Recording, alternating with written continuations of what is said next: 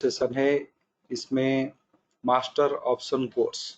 आप लोगों को जो कोर्सेस स्मार्ट फाइनेंस देता है उसमें मास्टर ऑप्शन कोर्स रहता है, कभी कभार प्रोफेशनल कोर्स रहता है। प्रोफेशनल कोर्स मिक्स्ड होते हैं, यानी कि मल्टीपल कॉन्सेप्ट को लेके हम कंडक्ट करते हैं। मास्टर ऑप्शन कोर्स जब होता है तब कोई भी कॉन्सेप्ट का थोड़ा हायर फंडामेंटल्स को कवर किया जाता है। उसी तरह से जब भी बिगनर्स लेवल का कोर्स रहता है तब वहाँ पे जो भी टॉपिक्स हम देते हैं उसमें मास्टर वर्ड्स यूज नहीं होता है, उसमें हम बहुत सारे बेसिक कॉन्सेप्ट लेते हैं। तो ये जो कोर्स है इसमें हम लोग ये भी दिए हैं, ये सिर्फ option trader, option strategy trader लोगों के लिए है, ये कोई भी इंट्राडे ट्रेडर के लिए नहीं है। इंट्राडे का कोई भी ट्रेड में इसमें कोई फायदा नहीं मिलेगा, ये क्लियरली इस पेज में दिया गया है। एंड ये जो कोर्स है ये एक यूनिक टाइप ऑफ थिंग है जो आप लोगों को 12 सेशंस लिए जाएंगे। आज ये सेकेंड सेशन हो रहा है, उसी तरह से आपका 12 सेशंस रहेंगे। 12 सेशंस में आप लोगों को ये सिखाया जाएगा कि ऑप्शन स्ट्रैटेजी का ट्रेड इनिशिएट कब करे, किस तरह से करे कि वो फायदे में रहे। ऑप्शन स्ट्रैटेजी जो होता है बहुत लोगों का, जो लोग मार्केट में है लंबे दौरे से, उन लोगों को तो पता होता है सैडल क्या है, स्ट्रैंगल क्या है, गट क्या है, कंडर क्या है। एक दिक्कत आता है कि ऑप्शन स्ट्रैटेजी पता होके भी लोग पैसा नहीं बना पाते हैं, पैसा बनता नहीं है, क्योंकि उनका इम्प्लीमेंटेशन ही गलत होता है। किस तरह से इम्प्लीमेंट करे वो पता नहीं होता है। दूसरा ये चीज होता है, ऑप्शन स्ट्रैटेजी ट्रेड करने के लिए एक माइंड सेट का भी बहुत जरूरी होता है। आपका माइंड सेट ट्रेड के ऊपर क्या है, जितने भी सॉफ्टवेयर आप बना लो जो भी हो, फिर भी लोगों का माइंड सेट, आपका जो माइंड सेट है बहुत इंपॉर्टेंट रहता है ऑप्शन स्ट्रैटेजी के लिए। ऑप्शन स्ट्रैटेजी के में पैसा कमाने के लिए धीरज बहुत जरूरी है, आप धीर स्वभाव आपका बहुत जरूरी है, आपको प्रिजर्वेंस टाइप ऑफ काम ज्यादा करना पड़ेगा, आपका जो प्रिजर्वेंस नेचर वो भी बहुत जरूरी है। आपको रिस्क रिवार्ड से हटके हर वक्त मनी मैनेजमेंट में ध्यान देना पड़ेगा, ये भी चीज बहुत जरूरी है। ये सारे चीज कंपोनेंट अगर आपके पास में है तब जाके आप ऑप्शन स्ट्रैटेजी में काम कर सकते हैं, नहीं तो नहीं कर सकते। तो ये जो प्रोग्राम होगा इसमें मैं पहले फंडामेंटल पर्सपेक्टिव में आज 2 कॉन्सेप्ट लूंगा। आज मैं ये बताऊंगा आपको भिक्स क्या है, भिक्स को यूज कैसे करें, भिक्स का बेनिफिट क्या है, ये चीज आप सीखेंगे। एडजस्टमेंट, कभी कभार हम एक स्ट्रैटेजी ले लेते हैं तो वो स्ट्रैटेजी सही भी चल जाता है, गलत भी चलता है, तो उस समय में अपने आप को कैसे हम प्रोटेक्ट करें, उस समय में अपने आप को कैसे वो स्ट्रैटेजी से जो हमारा अपना इंटरेस्ट है वो स्ट्रैटेजी में प्रॉफिट का इंटरेस्ट वो कैसे हम प्रोटेक्ट करें, उसको बोलते हैं एडजस्टमेंट। यानी कि आपका जो भी आपने सोचे थे उसका विपरीत कुछ परिणाम निकल आया, तो उसमें आप कैसे बिहेव करें, कैसे उसको चलाए, सो जब जाके आप इनबैलेंस ना हो, आपका पैसा डूब ना जाए, उसके लिए क्या क्या करें। तो वो एक प्रोसेस ऑफ एडजस्टमेंट भी हम सीखेंगे। ये दोनों चीज हम आज सीखेंगे। ये थोड़ा मैथमेटिकल रहेगा एंड इसमें बहुत सारे जो मैथमेटिकल कॉन्सेप्ट है वो आपको सीखने के लिए मिलेगा। बहुत सारे न्यू पार्टिसिपेंट भी है, आज सुबह में भी बहुत न्यू पार्टिसिपेंट थे। ये भी क्वेश्चन आया था आप कहाँ से कंडक्ट कर रहे हैं, ये स्मार्ट फाइनेंस चेन्नई का कंपनी है, हम लोग का एस्टेब्लिशमेंट चेन्नई में ही है। तो हमारा जो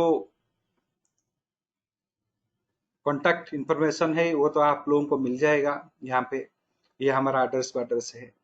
स्मार्ट फाइनेंस 2004-5 से ही शुरू हुआ है, 2023 तक का हमारा प्रेजेंस है। स्मार्ट फाइनेंस का बहुत सारे प्रोडक्ट्स है, हम लोग सॉफ्टवेयर्स बनाते हैं डिसीजन प्रोसेस का, इसमें से 6 से 7 प्रोडक्ट हमारा है। हमारा एकेडमिक प्रोडक्ट्स में बहुत सारे कोर्सेस हैं, कुछ न्यू इनोवेशंस भी है स्मार्ट फाइनेंस का। वो न्यू इनोवेशंस क्या है? 2005 से ये एक कंटिन्यूअसली एक इनोवेटिव प्रोसेस में चल रहा है, जैसे कि आपका बीटा डिकपलिंग मेथड हुआ, बीटा को यूज करके कैसे हेजिंग वाले पोर्टफोलियोज बनाए, ये हमारा इनोवेशन है। जेड स्कोर को यूज करके पेयर ट्रेड कैसे करे, ये हमारा इनोवेशन है। वोलाटिलिटी, डेली वोलाटिलिटी को फिबोनाची के साथ में कैसे काम में लगाए, कैसे उसको एलियट के साथ में काम पे लगाए, कैसे आपको उसको हम दूसरे दूसरे कॉन्सेप्ट के साथ में काम पे लगाए, ये हमारा इनोवेशन है। डब्ल्यूडी ज्ञान के बहुत सारे कॉन्सेप्ट, यानी कि वो डब्ल्यूडी ज्ञान का नेचुरल पॉइंट, जो नेचुरल कांस्टेंट का कॉन्सेप्ट है, वो हमारा इनोवेशन है। तो डब्ल्यूडी ज्ञान का मेथड को यूज करके ट्रेंड रिवर्सल कैसे निकाला जाए, किस दिन ट्रेंड में बदलाव आएगा, वो भी हम लोगों ने उसको डिकोड किया है। वो तो डब्ल्यूडी ज्ञान का ही मेथड है, हम लोग उसको डिकोड किए हैं। ये सारे चीज हमारा रिसर्च का प्रोसेस में है। एंड ऑप्शंस में हम लोग binomial option price model use करते हैं, हम लोग black and Scholes theoretical model को यूज नहीं करते। इस तरह से बहुत सारे डेविएशंस, बहुत सारे नए नए चीज स्मार्ट फाइनेंस ने इनोवेट किया है। एंड वो इनोवेशन का जो रिजल्ट है वो हम लोग रिटेल ट्रेडर को वो कॉन्सेप्ट देते हैं। तो उन कॉन्सेप्ट में जो लोग काम करते हैं उनको फायदा होता है। तो ये है स्मार्ट फाइनेंस का एग्जिस्टेंस, ये स्मार्ट फाइनेंस के बारे में कुछ बात के प्रिंसिपल के ऊपर में रहेगा। स्लोली स्लोली हम कॉन्सेप्ट, बहुत सारे हार्ड कॉन्सेप्ट में भी एंटर करेंगे। एंड आप लोगों को सब लोगों को ये टेस्टिंग वाला सॉफ्टवेयर भी दिया जा गया है, जिस सॉफ्टवेयर में आप कोई भी ऑप्शन स्ट्रैटेजी को टेस्ट कर सकते हैं। 10 लेग वाला ऑप्शन स्ट्रैटेजी का बैक टेस्टिंग कर सकते हैं, 2-3 साल का कर सकते हैं। वो सारे भी सॉफ्टवेयर भी आपके लिए इनेबल किया गया है, वो भी आप लोगों को दिया गया है।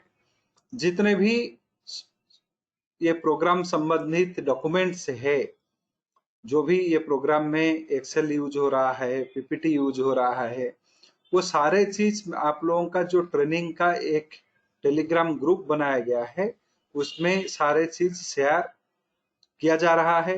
एंड जो भी आज का प्रोग्राम का है वो सारे चीज ऑलरेडी वहां पे दिया जा चुका है। तो ये हुआ आपके प्रोग्राम के बारे में। आज अभी शुरू करते हैं प्रोग्राम। ये 45 मिनट से 1 घंटे का प्रोग्राम रहेगा।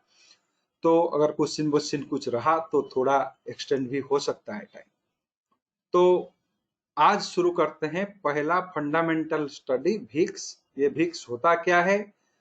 ये भिक्स को यूज करके हम up trend, down trend and जो हमारा range bound trend, consolidation trend, इसको हम कैसे आइडेंटिफाई करें, इसका फायदा कैसे ले, यही चीज हम अभी सीखेंगे। एंड ये जो भिक्स होता है, इसका एक लंबा सा डॉक्यूमेंट है जो मैंने सुबह में भी आप लोगों को दिखाया था। ये भिक्स बहुत कॉम्प्लेक्स प्रोसेस में निकलता है। ये Chicago board of commodity exchange का एक अवदान है जो ट्रेडर लोगों के लिए। इसको फ्योर इंडेक्स भी बोलते हैं। फ्योर इंडेक्स या जो भी हमारा वोलाटिलिटी है, वोलाटिलिटी को ही माना जाता है फ्योर इंडेक्स, वोलाटिलिटी का इंडेक्स। इसका ये बड़ा फॉर्मूला, वो जब भी आपको टाइम मिले ये डॉक्यूमेंट को आप पढ़ लीजिएगा। तो ये जितने भी कंप्यूटेशन मेथड उसका दिया गया है, बहुत बड़े बड़े फॉर्मूले से, डिफिकल्ट प्रोसेस है। एंड ये भिक्स सिर्फ निफ्टी के लिए क्यों है, बैंक निफ्टी के लिए क्यों नहीं है, कोई स्टॉक्स के लिए क्यों नहीं है? क्योंकि स्टॉक्स में, बैंक निफ्टी में जो डाटा चाहिए भिक्स को कैलकुलेट करने के लिए, वो डाटा पॉइंट कंप्लीटली उसमें नहीं मिलता है। VIX जो होता है वो ऑप्शन के डाटा से निकलता है। VIX ऑप्शंस का डाटा से निकलता है एंड इसमें mostly out of money options को यूज किया जाता है, वो भी करंट मंथ, हार मंथ एंड नियर मंथ, यानी कि आप अगर जुलाई में है, अगस्त एंड सितंबर का मंथ को लिया जाता है मोस्टली, एंड अगस्त का बहुत कम रोल रहता है। एंड क्योंकि वहां पे एक टाइमिंग फैक्टर है, जिस ऑप्शंस का लाइफ स्पान जो होता है, यानी कि एक्सपायरी तक कितने कितने दिन का उनका उसका लाइफ है, वो लाइफ स्पान अगर सही नहीं है तो वो ऑप्शंस को नहीं लिया जाएगा। वो भी एक कैटेगरिकली दिया गया है, वो भी मिनट में, कि वो एक ऑप्शंस का मिनट के हिसाब से कितना लाइफ होना चाहिए, कितना लाइफ होना चाहिए, वो भी डिफाइन किया गया है इसमें। तो जो भी ऑप्शंस इसमें रहेंगे उनका लाइफ स्पान कितना होना चाहिए वो भी दिखाया गया है। तो उसी को देख के वो स्ट्राइक का चॉइस किया जाता है। यानी कि यहाँ पे आप देखेंगे VIX minutes in year, current day, settlement day, other day, ये जो इन लोगों का टाइम को लेके इसका जो टाइमिंग फैक्टर्स निकाला जाता है, इसको टाइम ऑफ एक्सपायरेशन जो है, ये भी एक बड़े फैक्टर्स इसमें रहता है, वो भी मिनट में। इसीलिए हर मिनट में कुछ स्ट्राइक्स निकल जाएंगे, कुछ स्ट्राइक्स एंट्री भी हो जाएंगे हर मिनट में। एंड वो जो लिक्विडिटी फैक्टर भी डिपेंड करता है, अगर वो लिक्विडिटी उतना नहीं है तो वो फैक्टर का, वो इंस्ट्रूमेंट का VIX हम निकाल नहीं सकते। अगर 3 महीने का ऑप्शन कॉन्ट्रैक्ट्स एक्टिव नहीं है तो उसका VIX हम निकाल नहीं सकते। ये होता है VIX का एक ड्रॉबैक्स। उसके बाद में ये बात आता है कि जो भी VIX में यूज होता है, अगर 3 महीने का कॉन्ट्रैक्ट एक्टिव भी हो, बट हर मिनट में कुछ ना कुछ स्ट्राइक्स उसमें से निकल जाएंगे। Every minute some strikes will go out. कुछ स्ट्राइक्स जो करंट मंथ का होते हैं वो निकल जाते हैं, एंड दूसरा स्ट्राइक्स जो है वो रिटेन करते हैं। जब मेजोरिटी ऑफ स्ट्राइक्स निकल जाते हैं लगभग 2 दिन पहले एक्सपायरी का, 1-2 दिन पहले, तो VIX में बड़ा बदलाव भी आता है। ये हुआ VIX का। अगर बैंक निफ्टी एंड स्टॉक्स का VIX है ही नहीं तो उसका कैसे कैलकुलेट करें, उसका भी एक मेथड है। उसमें डाटा तो हमारे पास में सब नहीं है, सारे डाटा जो चाहिए वो डाटा सब हमारे पास में नहीं है। ये हुआ VIX के बारे में। VIX होता, ये तो आपने बड़ा फॉर्मूला देख दिया। छोटा फॉर्मूला क्या होता है, मान लीजिए हमने 3-4 ऑप्शन के स्ट्राइक्स लिए जिनका इम्प्लाइड वोलाटिलिटी ये है, एंड सभी का जो एक्सपायरी डेट्स है वो भी अलग अलग है, एक है 30 डेज का, एक है 60 डेज का। क्योंकि जो ऑप्शंस का है वो टाइमिंग पैरामीटर मैंने बताया, मिनट्स में अगर उतना टाइम नहीं है वो ऑप्शंस उसमें नहीं आएंगे। पहले सिलेक्शन ऑफ स्ट्राइक्स, मान लीजिए ये चारों सिलेक्शंस हुए कैलकुलेशन करने के लिए। सेकंड क्या होगा, इनका वेटेज माना जाएगा, ये कितना वेटेज इंडेक्स को देते हैं, उसका अलग मेथड है वेटेज फाइंड आउट करने के लिए। क्योंकि ये ऑप्शंस जो है ये कितना रेस्पॉन्सिव है डिसीजन प्रोसेस में, यानी कि इंडेक्स का मूवमेंट के लिए वो कितना रेस्पॉन्सिबल है, तो इसीलिए उनको वेटेज दिया जाता है। वेटेज जब जाता है वहां पे ओपन इंटरेस्ट को नहीं देखा जाता है, यानी कि इसका ओपन इंटरेस्ट ज्यादा है, ये रेजिस्टेंस लेवल है, ये ओपन इंटरेस्ट कम है, इसका रेजिस्टेंस कम है, वो नहीं देखा जाता है। उसका वेटेज जो होता है timing till expiry, time till expiry लिया जाता है, प्लस वो रेस्पॉन्सिव कितना है, यानी कि जो भी सपोर्ट्स एंड रेजिस्टेंसेस अलग मेथड में निकलते हैं, टेक्निकल स्टडी हो, ज्ञान स्टडी हो, एलियट स्टडी हो, वो सारे सपोर्ट रेजिस्टेंस जो निकलते हैं वो उनको कौन से स्ट्राइक ज्यादा इंपैक्ट करता है, impact cost of option strike also very important. तो इसी तरह से वो मिलाया जाता है। मान लीजिए मैंने यहाँ पे एक एग्जांपल दिया, 4 स्ट्राइक ले लिया, इनका इम्प्लाइड वोलाटिलिटी ले लिया, इनका प्रीमियम मुझे जरूरत नहीं है, प्रीमियम का जरूरत नहीं है, इनका इम्प्लाइड वोलेटिलिटी निकल आया, स्ट्राइक निकल आया। मान लीजिए इनका कंट्रीब्यूशन जो है, वेटेज है इनका, आईवी को लेके मैं देता हूं। मान लीजिए इनका वेटेज जो है आईवी, आईवी जो आपने देखे 20%, 22%, 18%, 26%, मैं बोला कि हाँ इनका वेटेज, जो वेटेज है प्रोपोर्शन टू इट्स आईवी, अगर ये मान लेते हैं तो इनका वेटेज, इनका आईवी, इनका वेटेज आईवी सबको मल्टीप्लाई करके हम उनका जितने भी परसेंटेज निकालेंगे उनको अगर सब हम कंबाइन कर लेते हैं, ये एक भिक्स जैसा दिखेगा, बट ये भिक्स नहीं है। तो सिर्फ समझने के लिए, हाँ ये स्ट्राइक्स चूज किए गए, उनका वेटेज डिफाइन किया गया, वेटेज डिफाइन करने के बाद में हर एक का वेटेज को लेके एक छोटे छोटे फैक्टर्स निकाले गए, वो सारे फैक्टर्स को जोड़ देने से जो मिला वही हुआ आईवी। ये समझने के लिए, इसको आप ट्राई मत कीजिएगा क्योंकि ये बवंडल हो जाएगा, क्योंकि वो भिक्स नहीं देगा, भिक्स बड़ा फॉर्मूला है नाउ। तो यहाँ पे आते हैं, इसको काम पे कैसे लगाएं। भिक्स से और एक चीज भी हम लोगों को देखने के लिए मिलता है। मान लीजिए ये जो भिक्स हमें देखने के लिए मिल रहा है, हर रोज भिक्स कुछ ना कुछ बनता है, वो ओपन होता है, एक लाइफ एक वैल्यू में हाई बनता है, लो बनता है, क्लोज भी होता है। ये हर प्राइस जैसे ओपन होता है, हाई जाता है, क्लोज होता है, उसी तरह से भिक्स का भी होता है। एंड इंटरेस्टिंगली ये जो भिक्स है ये पहले ट्रेडेबल भी था। कुछ साल पहले अगर आप लोगों का याद होगा, वोलेटिलिटी इंडेक्स को इंडिया में ट्रेड करने के लिए भी अलाउ किया गया था, आप भिक्स में ट्रेड कर सकते हो, बट सब्सिक्वेंटली वो ट्रेडिंग को बंद कर दिया गया। इसके पीछे बहुत सारे कारण हैं। एक हमारा जो कंजर्वेटिव थॉट है, दूसरा हमारा ट्रेडर लोग इतना एजुकेट नहीं हुए हैं, वो सारे जो कॉम्प्लेक्स इंस्ट्रूमेंट में ट्रेड करने के लिए हम लोग प्रिपेयर्ड नहीं हैं, ये भी एक कारण है। आप लोगों को ये भी याद होगा, कल जो लोग न्यूज देखते हैं, कल क्या आया न्यूज में, सेबी ने एक प्रपोजल मूव करने वाला है। ये भी पहले से मैं बता दे रहा हूँ, ये भी एक, this is also a part of economic times article. SEBI ने एक प्रपोजल मूव करने वाला है, वो बोले majority 90% of 95% of trader lose money in the future and option. Future and option में 95% लोग अभी लॉस कर रहे हैं। रिटेल इन्वेस्टर को रेस्ट्रिक्ट किया जाएगा। पहले एक डिक्लेरेशन दिया गया, अभी बोल रहे हैं कि रिटेल इन्वेस्टर को हम रेस्ट्रिक्ट करेंगे फ्यूचर एंड ऑप्शंस में ट्रेड करने के लिए।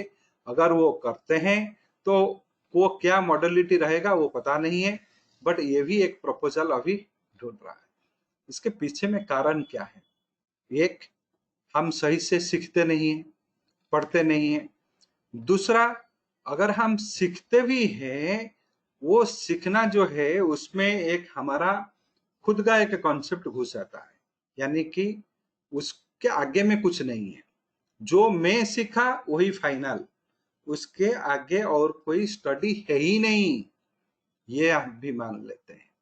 अगर नया कुछ सीखते हैं उसमें वो पुराना स्टडी से वो कितना पावर, मैं जो सीखा हूं उसमें से वो कितना पावरफुल है, तो वो तो मेरा हो जा रहा है उसमें से, तो ये क्यों सीखूं। तो ये चीज रहता है, जब आप अपने रेस्ट्रिक्टेड थिंकिंग कर लेते हो तब जाके क्या होता है, आपका स्किल्स कम हो जाते हैं। स्किल्स कम हो गया तो आप पढ़ नहीं सकते, आगे चल आगे कुछ पढ़ ही नहीं सकते। अगर आप आगे कुछ सीख नहीं सकते तो आपको कुछ फायदा नहीं होगा। तो दिस इज द प्रॉब्लम।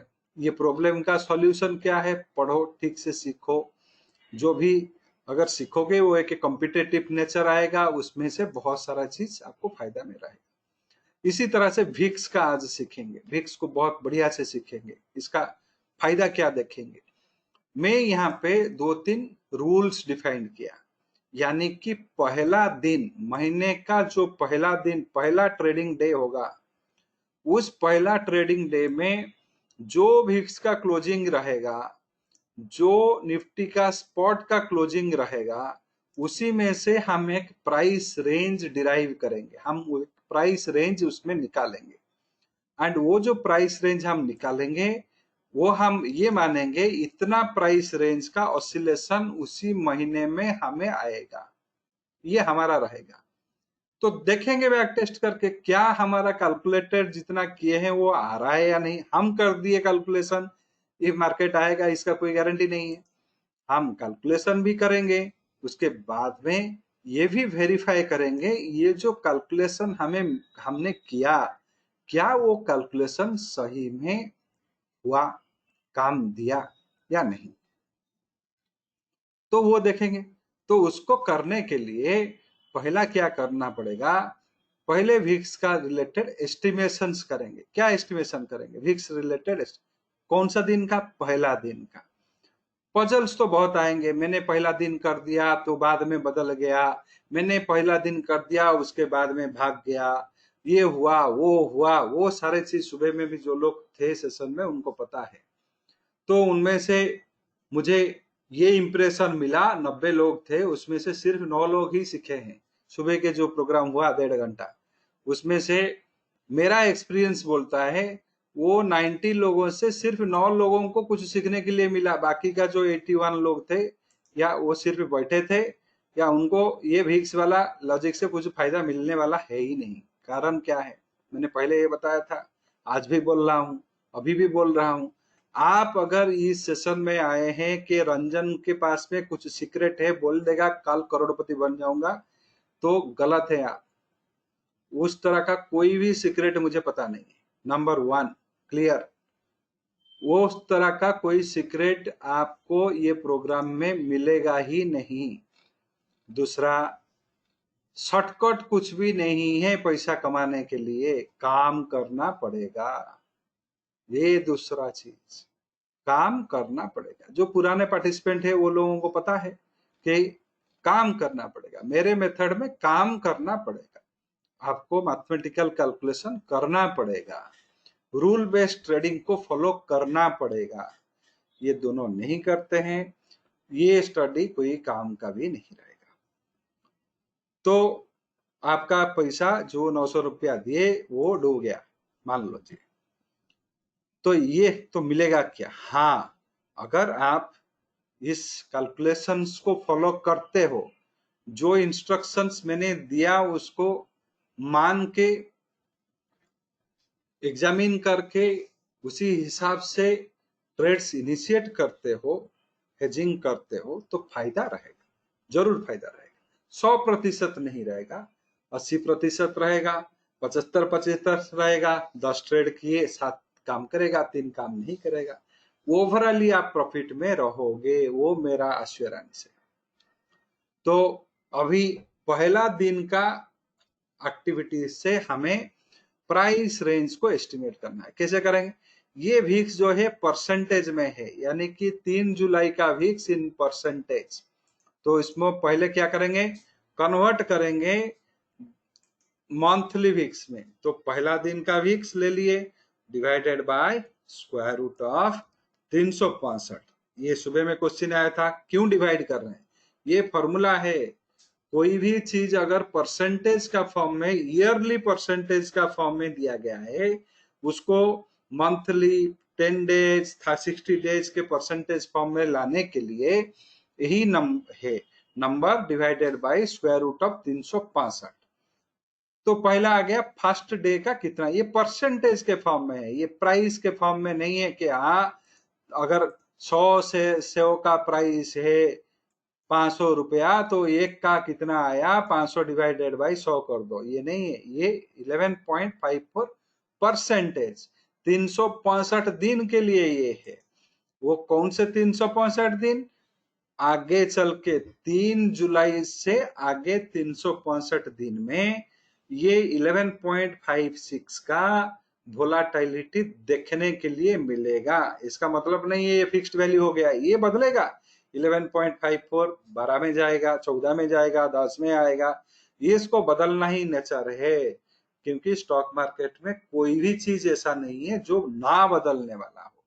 पहला क्या हुआ, इसमें हमने डिवाइड कर दिया स्क्वायर रूट ऑफ 365, ये हो गया डेली विक्स इन पर डे का विक्स निकल आया। उसमें से हमें 30 दिन का निकालना है, यानी कि इसमें स्क्वायर रूट ऑफ 30 करेंगे। ये स्क्वायर रूट जो कर रहे हैं क्योंकि ये परसेंटेज फॉर्म में है, इसको स्क्वायर रूट फॉर्म में हम लाए 3.30 परसेंटेज।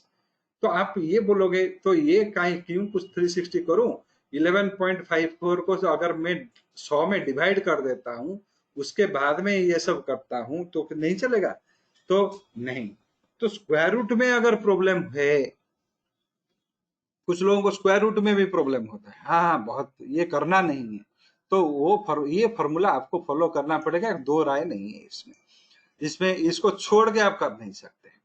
तो ये हो गया आपका मंथली विक्स 3.30%। उसी से हम लेंगे फर्स्ट डे का क्लोजिंग। फर्स्ट डे का क्लोजिंग क्या है? 19,322 इंटू 3.3 डिवाइडेड बाई 100, क्योंकि ये परसेंटेज में है। तो यहाँ पे ये निकला 640 रुपया, 639 रुपया का मूवमेंट रहेगा। कब? जुलाई के महीने में रहेगा, जुलाई का महीने में रहेगा। हम कब फाइंड आउट कर रहे हैं? 3 जुलाई का एंड में। 4 जुलाई से हमें काम करना है। 3 जुलाई का मार्केट खत्म हो गया, हमारा कैलकुलेशन रेडी हो गया, 640 रुपया का हमारा मूवमेंट रहेगा निफ्टी में। ये मूवमेंट क्या है? High to low difference. जो हाई बनेगा मंथली जुलाई में, जो लो बनेगा मंथ ऑफ जुलाई में, इनके बीच में 640 पॉइंट का, 639 पॉइंट का डिफरेंस रहेगा। ये हमें दे दिया। तो अभी ये हमारे ऊपर डिपेंड करता है इसको क्या कैसे करें। ये तो मिल गया 640 पॉइंट होने वाला है, इसका दो राय है ही नहीं। 640 से ज्यादा होने वाला है, अगर ज्यादा हुआ तो अच्छा है। आपने एक्सपेक्ट किया था 5 रुपया प्रॉफिट मिले, 10 रुपया हुआ तो थोड़ी रोओगे या 5 रुपया फेंक दोगे थोड़ी। 5 एक्सपेक्ट किए थे, 10 मिल गया तो बहुत हैप्पी, डबल हैप्पीनेस उसको है। तो 5 एक्सपेक्ट किए थे, 15 मिल गया तो डबल हैप्पीनेस रहना चाहिए। तो ये 640 तो होने वाला है। इसका प्रूफ क्या है? क्यों 640 होगा? उससे कम क्यों नहीं होगा? नहीं, ये 640 से ऊपर होगा, कम नहीं होगा। क्योंकि इसका हिस्टोरिक एस्टिमेशन जो है, जनवरी में एविक्स का एस्टिमेशन था 766 पॉइंट का, 766 दिया कितना? 846। High to low difference. फरवरी में 847, 879 दिया। मार्च में 650, 900 पॉइंट का दिया। अप्रैल में 627 ये दिया, 776। मई में 620, 620 ही दिया। जून में 737 दिया। जुलाई में 756 दिया। ये तो मैंने 2023 का दिखाया। हमारा एक पार्टिसिपेंट संतोष जी, उन्होंने काम किया 2020 से लेके 2023 तक। ये उनका एक्सेल शीट है, आपके ग्रुप में भी दिया। इन्होंने ये बताया, ये सब एक्सपेक्टेड प्राइस रेंज है, जो एक्सपेक्टेड प्राइस रेंज वो बताए। यहाँ पे देखिए, एक जगह में 1077 मिला, 1072, 785, 1157। तो जो भी एस्टिमेशन किया गया है, एस्टिमेशन से ज्यादा मिला है। वेरी रेयरली आपको मिलेगा कि हाँ यहाँ पे 10-20 पॉइंट घट गया, 867 हुआ था 840 हो गया, वेरी रेयरेस्ट केस में। बट जितना एस्टिमेट हुआ है, एस्टिमेशन से ज्यादा ये रिवार्ड किया है। यानी कि मार्च का फॉल भी एक्सपेक्टेशन था 779, 3000 पॉइंट का दिया। हाँ, इसका भी फिबोनाची रिलेशन है, ऐसा नहीं है कि वो 3900 पॉइंट ऐसे निकल आया। इसका हायर फिबोनाची रिलेशन के साथ में, रेशियो के साथ में इसका भी एक कोइंसिडेंस, एक जो कैलकुलेशन है। फिर भी फिबोनाची रिलेशन वो अपने इंटरेस्ट से आप पढ़ोगे। तो इसमें से हमें ये मिलता है, जितना ये प्रॉमिस करता है उतना देता है, उसमें से ज्यादा भी थोड़ा दे देता है, ज्यादा दे देता है, कुछ 100-150 पॉइंट ज्यादा भी दे देता है। अगर ये देता है, हमारा नेक्स्ट एम क्या होना चाहिए? नेक्स्ट एम ये 640 पॉइंट से हम कितना अपने फेवर में, प्रॉफिट में कन्वर्ट कर सकते हैं। इससे इसका 10%, 20%, 25%, 30%, 50%, 100% तो कर नहीं पाएंगे। 10, 20, 25, 50, 60% भी हो गया भी है, अच्छा है। 25% भी हो गया भी अच्छा है। 50, 100% क्यों, 25% भी हो गया भी अच्छा है। ये हमारा एम वो होना चाहिए। तो हमें इस तरह से एक प्लान बनाना चाहिए, इस तरह से ट्रेड्स का कॉन्फ़िगरेशन करना चाहिए, इस तरह से ऑप्शन स्ट्रैटेजी लेना चाहिए। हाँ, ये 640 पॉइंट से कुछ 25% हमें मिल जाए, ये हमारा एम होना चाहिए। का जो चाल रहेगा, ये सीधा चाल रहेगा, टेढ़ा चाल रहेगा, क्या रहेगा, उसके बारे में सोचते हैं। क्या क्या चाल इसमें हो सकता है। यानी कि हम अभी बैठे हैं 19,322 में, 322 में हम बैठे हैं। पहला दिन में क्लोजिंग हुआ, पहला दिन का लो जो बना 19,234, पहला दिन का हाई बना 19,345। ध्यान रहे मैंने क्या बताया, हाई टू लो डिफरेंस जो है मंथ एंड में 640 पॉइंट मिनिमम होगा। ध्यान रहे, अगेन मैं पूछ रहा हूं, बोल रहा हूं, 640 पॉइंट का डिफरेंस किस में रहेगा मंथ एंड में, किस में रहेगा बोलिए। चलो 640 पॉइंट का 639 पॉइंट का डिफरेंस किस में रहेगा मंथ एंड में। मंथ एंड में 640 पॉइंट का डिफरेंस रहेगा मंथली हाई एंड मंथली लो के बीच में। जुलाई मंथ का हाई एंड लो के डिफरेंस के बीच में रहेगा। इसी को रट लो। ये नहीं है कि मैं चाहता हूं ऊपर 600 जाए जाओ, मैं चाहता हूं 600 पॉइंट गिरो गिरो, ये नहीं। जो हाई बनेगा, जो लो बनेगा जुलाई में, इसके बीच में 640 पॉइंट का रहेगा। अब तो पहला दिन हुआ है, पहला दिन में तो सिर्फ 110 पॉइंट का डिफरेंस बना है, ये डिफरेंस बढ़ के 640 रहेगा। ये हमारा मिल गया, क्योंकि ये अतीत में हुआ है, भविष्य में होगा। अतीत में 3 साल तक ये रूल को नहीं तोड़ा है, 15 साल तक नहीं तोड़ा है, अभी नहीं तोड़ेगा, तोड़ भी सकता है। बट मान लेते हैं, यही हम मान ले कि 639 पॉइंट का मूवमेंट रहेगा। तो ये जो 639 पॉइंट का मूवमेंट रहेगा, ये बहुत इंपॉर्टेंट चीज है। यही अगर सीख लिए, सब सीख लिए, आप प्रोग्राम का सार सीख लिए। ये नहीं सीख पाए, कुछ नहीं सीखेंगे। इसका 4 प्रोबेबिलिटी मूव हो सकता है। पहला मूव, जो पहला दिन में लो बना है 19,234, 19,234 से ये लॉजिकल रीजनिंग, यानी कि यहां से स्ट्रेट 640 पॉइंट का ऊपर जाएगा। ये एक प्रोबेबिलिटी 1, ये है एक तरह का चाल हो सकता है। दूसरा, जो हाई बना है 19,345 का, जो हाई पहला दिन में बना है, इसमें से स्ट्रेट अवे 640 पॉइंट का गिरावट हो सकता है, क्योंकि उसको तो 640 पॉइंट ही कवर करना है। तो अगर ये 640 पॉइंट ऊपर चला गया या 640 पॉइंट नीचे आ गया, तब ये रूल को भी माना, कुछ टॉप भी बना तो कुछ बॉटम भी बना। तो इसी को देख लेते हैं पहले। तो इसी हिसाब से अगर चलेगा तो क्या होगा, जो लो बना है 19,234 एडेड विद 639, यानी कि 19,873 बन सकता है अगर सीधा चाल चला तो। अगर 19,345 से 639 पॉइंट गिरा तो ये आ सकता है 17,705। ये हुआ क्या, प्रोबेबिलिटी 1, प्रोब 1 एंड प्रोब 2। ये दो चाल हमें पता चल गया, हाँ यही होगा, तो इस तरह से हाई बनेगा, लो बनेगा। तीसरा चाल, अगर कुछ न्यू हाई बनता है, न्यू हाई बनता है, तो 640 पॉइंट कवर करने के लिए ये न्यू हाई से ही वो गिरेगा कितना, 640 पॉइंट। यानी कि अगर कुछ नया हाई बना तो 640 पॉइंट यहां से गिरेगा, यानी कि ये जो 18,705 आप एक्सपेक्ट कर रहे हैं, ये होगा नहीं, क्योंकि न्यू हाई बन गया। 640 गिरेगा तो वो 705 नहीं आएगा, दूसरा कुछ वैल्यू आएगा। तो ये थर्ड थर्ड प्रोबेबिलिटी हो गया। ये कुछ नया लो भी बन जाता है आगे चल के, अगले दिन बनता है, अगले हफ्ते बनता है, जो भी बनता है, उसमें से अगर हमें न्यू लो बनता है और उसमें से 640 पॉइंट हम जोड़ते हैं, तो जो हाई हम एक्सपेक्ट किए थे ये प्रोबेबिलिटी वाला 1 में, ये भी हो नहीं सकता। दूसरा लोअर देन दिस होगा। ये 4 प्रोबेबिलिटी है, एक दो तो आप सीधा पाल समझ गए, तीसरा है ये, चौथा है ये 4 प्रोबेबिलिटी आपका है।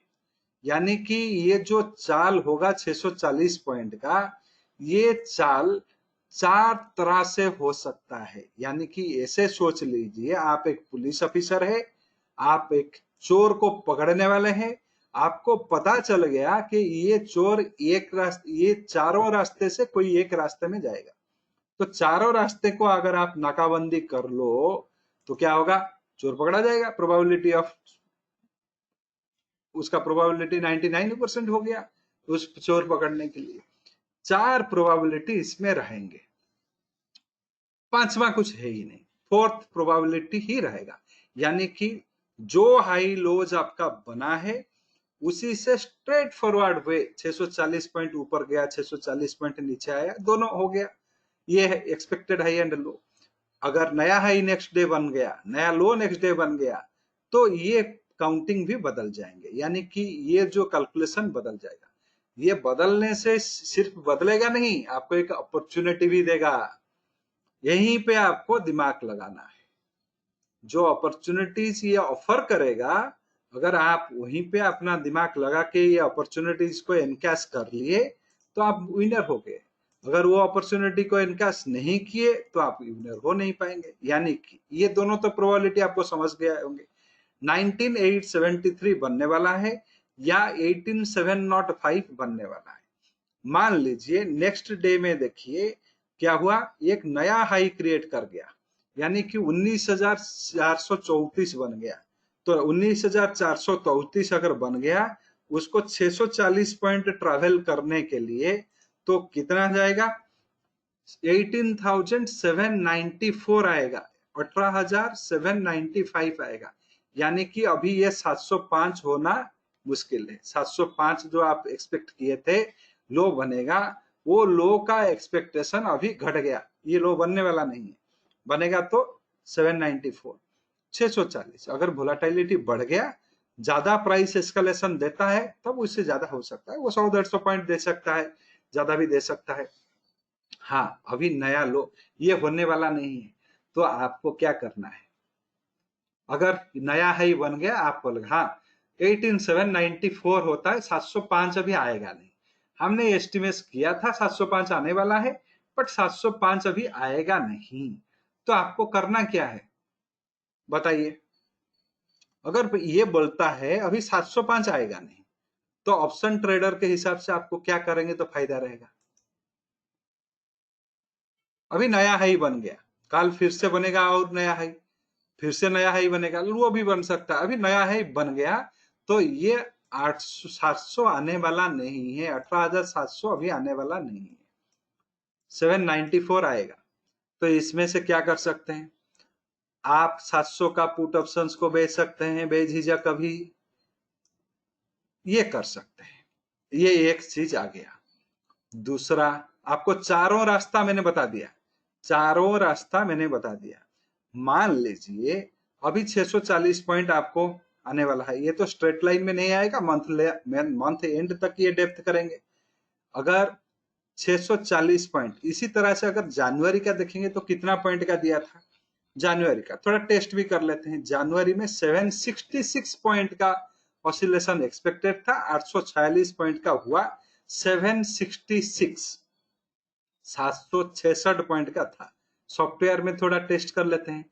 जनवरी का 2 तारीख था फर्स्ट ट्रेडिंग डे, 766 पॉइंट का एक्सपेक्टेशन था, 766 पॉइंट का एक्सपेक्टेशन था। एंड जनवरी का अगर देखे तो जनवरी का यहाँ पे देखिए, ये सारे चीज अगर एक भी एग्जाम्पल आप समझ गए तो बाकी का भी समझ जाओगे। जनवरी 2023, 2 जनवरी 2023 ये हुआ आपका, इसमें टिक लगा देता हूं। तो ये देखिए 2 जनवरी 2023 यहाँ पे क्लोजिंग हुआ, ये थे लो, ये था लो, ये था हाई।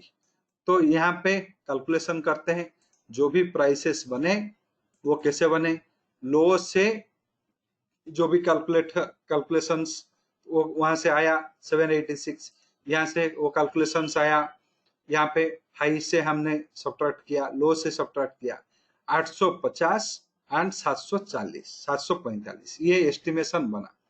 उसके बाद में ये हाई बना, थोड़ा सा हाई ऊपर गया 10-20 पॉइंट, लो भी फर्दर बने, लो बन गए तो हाई घटते जाएंगे, लो वही रहेगा, और न्यू हाईज बनते हैं तो लोज चेंज होते रहेंगे। ये समझ में आ गया। मान लीजिए ये दोनों प्राइस यहाँ पे देख रहे हैं 18,850 17,450, सॉफ्टवेयर में चलते हैं। 18,850 थोड़ा सा ऊपर चला गया, मैंने 18,900 का जनवरी का नहीं, जनवरी में कर रहे हैं बट मैंने जनवरी का नहीं लिया, जनवरी में हम कर रहे हैं फरवरी का 18,900 का कॉल मैंने बेच दिया। यहाँ पे पुट जो बेचूंगा इसमें क्या करना है 17,450, तो 400 का पुट को मैं बेच रहा हूँ। एंड यहाँ पे जनवरी को हेज करने के लिए थोड़ा इसमें 300 का ले लिया, यहाँ पे 18,900 है 19,000 का ले लिया। तो यहाँ पे देखो ये मैंने किया फरवरी का, क्योंकि लॉन्गर डेट है, बट इस महीने में तो वही 600 पॉइंट 700 पॉइंट ही मूव होने वाला है। तो यहाँ पे मैंने 18,900 का कॉल को बेच दिया फरवरी का, मुझे प्रीमियम से मतलब है, टाइम डिके से मतलब है। 17,400 का पुट को भी बेच दिया। यहाँ पे क्या क्या खरीदा उसको हेज करने के लिए थोड़ा 19,000 का ले लिया, यहाँ पे 17,300 का ले लिया। कैलकुलेट कर लो कितने प्रॉफिट्स निकले देखो। तो 600 जो आपका 600 पॉइंट का मूवमेंट होने वाला था या 700 पॉइंट का मूवमेंट होने वाला था, एक लॉट का निफ्टी में आता है 35,000, आपने यहाँ पे 6,000 तक भी 6,000 इनकैश कर लिए, 6,000 इनकैश कर लिए।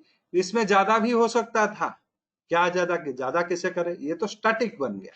बट नया हाइज बन रहे हैं, नया लोज बन रहे हैं, वो नंबर वेरी हो रहा है, वो नंबर जो वेरी हो रहा है उसी के हिसाब से स्ट्राइक को बदलते रहो, तो उसमें से फायदा भी बढ़ जाएगा। यानी कि अभी नया हाई बन गया तो आपका लोज अलग हो जाएंगे, नया लो बन गया हाईज अलग हो जाएंगे, तो उसी हिसाब से आप इस सेलिंग वाला को एडजस्ट करते रहो, तो क्या होगा प्रॉफिट बढ़ जाएगा। मैंने कुछ स्पेकुलेट नहीं किया, जो महीने का शुरू में निकला था उसी को पकड़ के रखा। ये देखिए ये हुआ, तो क्या यही कॉन्फ़िगरेशन फरवरी में भी काम किया होगा, देखते हैं। ये जनवरी का आपने देख लिया, ये सॉफ्टवेयर आप सबको दिया गया है, क्लोन करो, यानी कि एक बार बना दिए क्लोन करो। क्लोनिंग में थोड़ा डिफिकल्ट रहेगा, यानी कि यहाँ पे जो डेप्थ बना है वही वोलेटिलिटी का डेप्थ शायद फरवरी में नहीं होगा, थोड़ा सा ऊपर नीचे हो सकता है, तो उसको थोड़ा एडजस्ट आप करेंगे।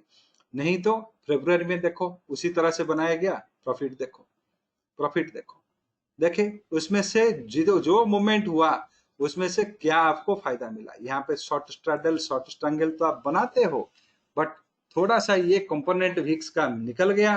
फरवरी में आपने देखे कि कितने बढ़िया प्रॉफिट में भी आए, जनवरी में प्रॉफिट में रहे, फरवरी में रहे, मार्च में प्रॉफिट नहीं रहेगा। क्यों नहीं रहेगा वो मैं बताऊंगा।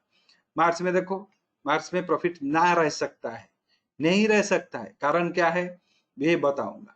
देखो मार्च में लॉस हो गया, क्यों हुआ आप ये पूछोगे कि मार्च में क्यों हुआ मुझे प्रॉफिट, लॉस क्यों हुआ, तो मार्च को डाटा को देखो।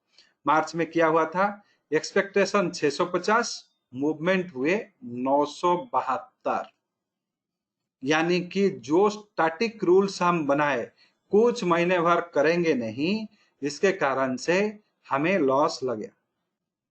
कुछ करेंगे नहीं, जब ये 17,594 से 775 तक आ गया, हमें यहाँ पे बदलना चाहिए था। हर हाई में जो कॉल्स के सेलिंग साइड को हमको बदलना है, हर लोज में न्यू लो फॉर्म होने से हमें पुट के साइड को बदलना है। ये अगर हम बदलते चलते तब ये लॉसेस नहीं निकलता, ये प्रॉफिट में ही रहता। हमने किए नहीं, वो हमने क्या किया, बना दिया बैठ गया। तो यही होता है, तो यही होता है आपका कॉन्सेप्ट ऑफ एडजस्टमेंट। एडजस्टमेंट भी इसी में मैंने सिखा दिया। जनवरी में प्रॉफिट मिला, फरवरी में बैठ के भी प्रॉफिट मिला, मार्च में क्यों नहीं मिला। मार्च में ऑसिलेशंस जो है बियॉन्ड प्रोपोर्शन हो गया, यानी कि हमारा एक्सपेक्टेशन था यहाँ पे जनवरी में 760 था, 846 40-50 पॉइंट का हुआ। फरवरी में 847 का था, 879 का हुआ, हाँ बैठ के पैसा मिल गया। मार्च में 650 का था, हो गया कितना, 972, बनेगा नहीं। अप्रैल में 627 का था, 776, अप्रैल में भी पैसा नहीं बनेगा। देखो मार्च का हो गया, अप्रैल का भी देखो, क्योंकि स्ट्राइक चॉइस भी गलत है। उसके बाद में अप्रैल का देखो, अप्रैल में कितना, 100-150 पॉइंट का डेविएशन आ गया, बैठ के पैसा नहीं मिलेगा, क्योंकि इसमें अगर थोड़ा सा काम हो जाता, प्रॉफिट हो जाता। काम क्या है, नया हाई बना, नया स्ट्राइक्स निकलेंगे, तो स्ट्राइक को क्लोज करो, एडजस्टमेंट को बढ़ाते जाओ। सो अप्रैल का देखो, अप्रैल में भी आपको नहीं मिलेगा। यहाँ पे देखो अप्रैल का मिला, लास्ट की तरफ से थोड़ा थोड़ा मिल गया, बट अप्रैल का पहला तो बड़े बड़े लॉस में रहे, 600 700 500 में मिले। अप्रैल में क्यों नहीं मिला, आपका विक्स के प्रोपोर्शन से ज्यादा मिल गया, यानी कि 100 50-60 पॉइंट तो ओके है, जब 100-150 पॉइंट हो गया तो दिक्कत आ गया। सॉल्यूशन क्या है, ये तो प्रॉब्लम है। सॉल्यूशन क्या है बताओ, सॉल्यूशन क्या है बताओ, बैठना नहीं है। जब लो बना नया स्ट्राइक्स निकलेगा, लो बना हाई स्ट्राइक्स चेंज होंगे, तो हमें जो कॉल हम बेचे हैं यहाँ पे, कॉल को एडजस्ट करना पड़ेगा, यानी कि कॉल का ये स्ट्राइक्स को बदल के हमें लोअर स्ट्राइक में लेना है।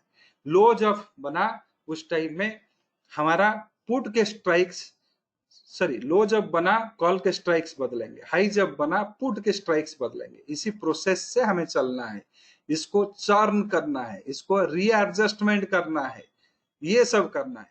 एंड उसके बाद में दूसरा चीज ये देखने के लिए मिला, देखिए 87-75 बस, यानी कि जहां पे 50-60 पॉइंट का मिला कुछ फायदा नहीं। जनवरी में कितना मिला था, यानी कि लगभग 275 पॉइंट से 50 पॉइंट गया, यानी कि 250 पॉइंट मिला, तो उसमें से कुछ पैसा बना। बट यहाँ पे 150 से ही चला गया 50-100 पॉइंट में आपने फॉर्म किए, कुछ नहीं मिला। तो जहां पे 200-250 पॉइंट का मिलता है, तब वहां पे प्रॉफिट का प्रोबेबिलिटी ज्यादा होता है। जहां पे 100-150 पॉइंट मिला, वहां पे प्रॉफिट होगा नहीं। यही है आपका एडजस्टमेंट एंड स्टडी, थोड़ा सा कॉमन सेंस देखना, आंख खोल के देखना, रिजिडिटी को छोड़ना। क्या है, आंख ओपन करके देखना। वहां पे पैसा मिला, यहाँ पे नहीं मिला, क्यों, वहां पे 250 पॉइंट मिला था, हेजिंग में 50 पैसा 50 रुपया मैंने खर्चा किया था, 200 रुपया से मुझे मिला। यहाँ से 150 मिला, उसमें से 50 चला गया, ये भी हाफ हो गया, प्रोपोर्शनेट वे में बढ़ गया। प्रोपोर्शनेट वे में बढ़ा तो उसका सॉल्यूशन क्या है, जब नया लो फॉर्म हुआ, नया हाई फॉर्म हुआ, मुझे ये स्प्रेड को भी बदलना पड़ेगा, तब जाके मुझे प्रॉफिट आएगा। ये अगर करते हैं तो आएगा, तो ये अगर नहीं करते हैं तो नहीं आएगा। यही चीज है आपका एडजस्टमेंट, और कुछ भी नहीं। कितने सरल चीज है, आप समझ लो। बिग से एस्टिमेशन निकालो, उसी हिसाब से काम करो, तो पैसा बनेगा ही बनेगा। अगर नहीं मानते हो तो कुछ नहीं, बोले वो सब ओपन इंटरेस्ट से, वो ऑप्शंस का वो सब देख के भी वो सब अनुमान लगाया जा सकता है, ये सब कुछ नहीं चाहिए। हाँ बहुत बढ़िया है, तो आपने ये प्रोग्राम में आया क्यों 1000 रुपया देके। एक सज्जन ने पूछे कि ये जो आप बता रहे हैं, ये सब मैं ओपन इंटरेस्ट सिर्फ देख के ही बता देता, मैं ओपन इंटरेस्ट देख लूंगा, वो मेरे समझ में आ जाएगा, क्योंकि वो मैं बता सकता हूँ। तो आपने ये प्रोग्राम में आए में वो एबिलिटी है, आप नया नया कंसेप्ट स्टॉक मार्केट में निकाल सकते हो। उसका पहला क्या प्रॉपर्टीज है, फर्स्ट प्रॉपर्टी, मैंने कोई सेशन में वो बताया नहीं, अभी बता रहा हूं। कोई भी सब्जेक्ट में पहले लाने के लिए, अपना एक्सपर्टीज लाने के लिए, आपको 10,000 घंटे का कांस्टेंट स्टडी चाहिए। ये यूनिवर्सली प्रूफ है, प्रोग्राम के बाद में ढूंढ लेना इंटरनेट में। To be a master in any subject, you should learn that subject for 10,000 hours। ऐसा नहीं है किताब खोला पढ़ने रहा, लर्न 10 घंटे में आपको वो एक्सपर्टीज आएगा। यही जब आपका 10,000 घंटे से आपका 15,000 घंटा हो जाता है, तब आपको रिसर्च के इंस्टिंक्ट आएंगे, नया नया चीज निकालने का प्रोत्साहन आएगा, वो सोच आएगा आपके दिमाग में, अंदर में वो फैलाव आएगा, वो बुदबुदा आएगा, हाँ नया कुछ हो सकता है। एंड यही चीज जब 25,000 घंटा हो जाता है तब आप निकाल सकते हो। एंड वो स्टडी कैसे होना चाहिए? ओपन माइंड स्टडी, यानी कि दोनों तरह का स्टडी होता है, एक स्टूडेंट बन के पढ़ना, एक डिसाइपल बन के पढ़ना। स्टूडेंट बन के पढ़ने से आर्ग्यूमेंट्स आएगा, यानी कि I know this, it is known to me, क्योंकि वो आप नहीं बोल रहे हो, आपके अंदर में वो सोच आपको बुला रहा है। I know this, it is known to me, it is a student study. Student छात्र में एंड डिसाइपल में यही अंतर रहता है। सेकंड होता है disciples, he never questions his master, he learns. He learns thinking that I am getting something new. तो जब आप डिसाइपल बन के स्टडी करोगे 25,000 घंटे के बाद में आप खुद इनोवेट कर सकते हो। स्टूडेंट बन के पढ़ोगे, अगर 5 लाख घंटे भी पढ़े, आपका इनोवेशन तो अलग, आप वो प्रोजेक्ट वो जो सब्जेक्ट समझ ही नहीं सकते। तो यही चीज मैं हर प्रोग्राम में कन्वे करता हूं। कंस्ट्रक्टिव आर्ग्यूमेंट्स लाओ, it is good for learning. Constructive argument यानी कि ये वैल्यू निकला क्या, मैं इसको 12 महीने को डिवाइड करके निकाल सकता हूं, जैसे जीवंत अक्षर जी ने बोला, ये कंस्ट्रक्टिव होता है। क्या इससे कुछ अलग चीज बन सकता है, यानी कि मैंने लॉन्ग स्ट्रैडल के जगह में शॉर्ट स्ट्रैंगल बना सकता हूं, ये कंस्ट्रक्टिव आर्ग्यूमेंट है। जिसे एक दूसरे पार्टिसिपेंट ने भी अभी पूछे, constructive argument, they are these are the constructive things, compel you to think something। आपको ये कंपल्सन होगा, हाँ टेस्ट करके देख सकते हैं। तो मैं बताऊंगा नहीं, आपके पास में सॉफ्टवेयर है, टेस्ट करके देखो क्या ये काम करता है। मैंने इसको एग्जाम्पल के हिसाब से बताया। डिस्ट्रक्टिव आर्गुमेंट क्या है? नहीं मुझे पता है सारे चीजों, तो क्या होगा? आपको पता है तो प्रोग्राम में आए क्यों आ? अगर हायर रेंजेस आपको फाइंड आउट करना है, कैसे जाना है, यानी कि अभी जो हाईज एंड लोज बने, इसके हिसाब से आपका पहला 4 प्रोबेबिलिटी आपने समझ लिया। हायर रेंजेस के लिए हायर फिबोनाची रेशियो यूज करो, 1, 1.236, 1.618, ये रेशियो बन के आप नए नए टॉप्स एंड बॉटम्स को आइडेंटिफाई कर सकते हो। एंड वो लो एंड हाई से करो, नहीं तो क्लोजिंग से करो। जो पहला दिन का क्लोज था उसमें भी करो। फिबोनाची रेशियो को बदलो। रेशियो में बहुत रेशियो है, 4 के ऊपर में है।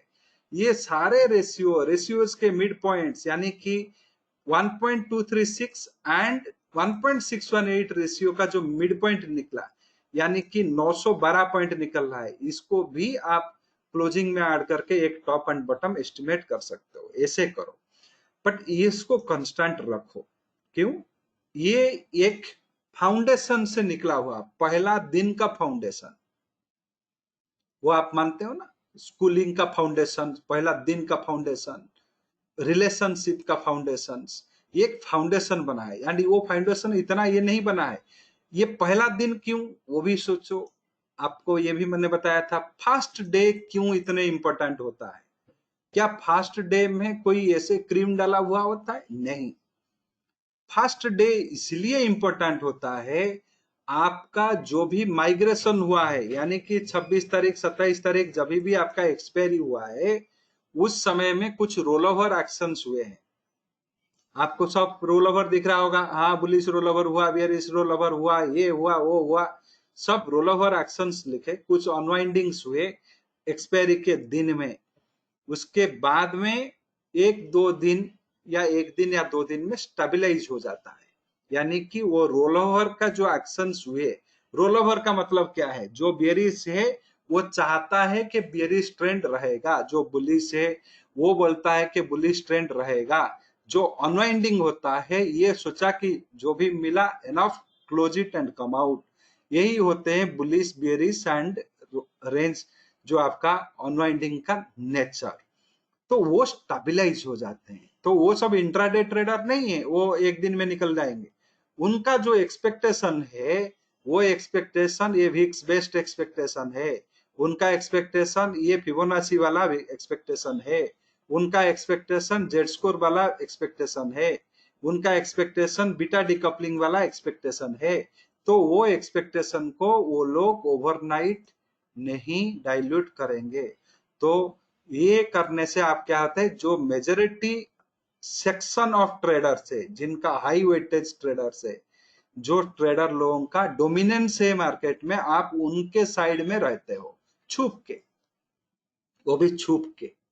तो रहने से वो 5 करोड़ कमाए, आपने 5 लाख कमा लिया, तो 50,000 कमा लिया। तो ऐसे ही होता है, यही रहता है प्रोसेस। तो आपको दो चीज मैंने सिखाया, बिग्स बेस्ड सिस्टम से पहले प्राइस रेंज निकालो, उसमें से कुछ एक टॉप एंड बॉटम जो पहला दिन का हाई लो है उसमें से निकालो।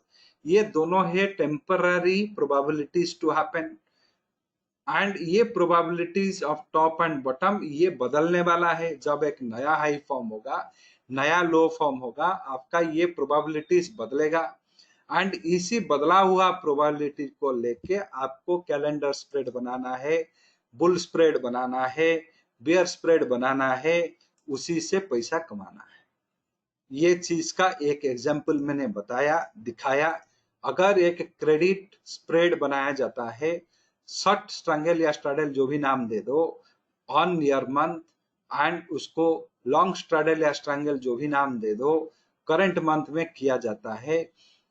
हम देखें जब विद इन द रेंज ये एक्सपायरी होता है, जितना हमने एक्सपेक्ट किया उतना ही हुआ, प्रॉफिट मिला। ये प्रॉफिट बढ़ भी सकता है अगर इफ वी कैन चेंज। अगर हम बैठ गए एंड कोई भी चेंजेस नहीं लाए एंड हमारा एक्सपेक्टेशन से वोलाटाइल जो विक्स एक्सपेक्टेशन से 100-150 पॉइंट का डेविएशन में मार्केट मूव हो जाता है, यानी कि प्लस और माइनस, उस समय में हमें लॉस लगा। तो इसको काउंटर कैसे करें, हम कंटिन्यूअसली चेंजेस को अडॉप्ट करें, वही होता है एडजस्टमेंट, वही स्ट्रैटेजी रहेगा, हमें सिर्फ चेंजेस करना है। ये मैंने आप लोगों को बताया।